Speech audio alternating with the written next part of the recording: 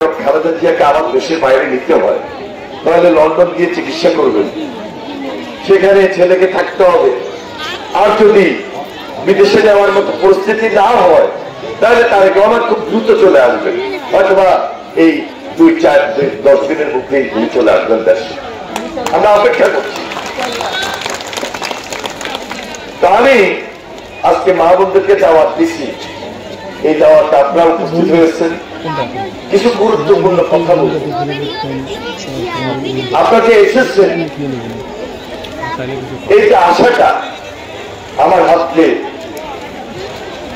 আমাদের মনোবল বাড়িয়ে দিয়েছে, আমরা শক্তি পেয়েছি, সাহস পেয়েছি।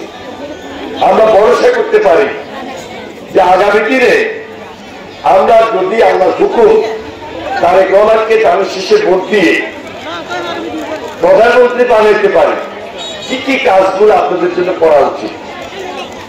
কোন সময় এই ধরনের ব্যতিক্রম ধর্মী ভিন্ন ধর্মী প্রোগ্রাম আমরা করে যাই, এই প্রথম।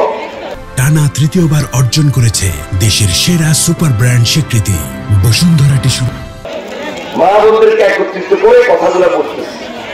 এবং তারেক রহমান আমাকে বলেছেন, এনি চৌধুরী, তোমাকে আমরা মনোনয়ন দিয়েছি, তার শেষে ভোট তুমি করবা, কিন্তু এবারের ভোটটা কঠিন, একটা অদৃশ্য শক্তির বিরুদ্ধে ভোট। কারণ আওয়ামী লীগ তো পালাই গেছে, অত্যাচার নির্যাতন করে ভোট করার মতো কোনো পরিবেশ তারা দেশে রাখে নাই। তাহলে দেশে তো ভোট হবে, অনেক রাজনৈতিক দল ভোট করবে, তারা কি বলছে।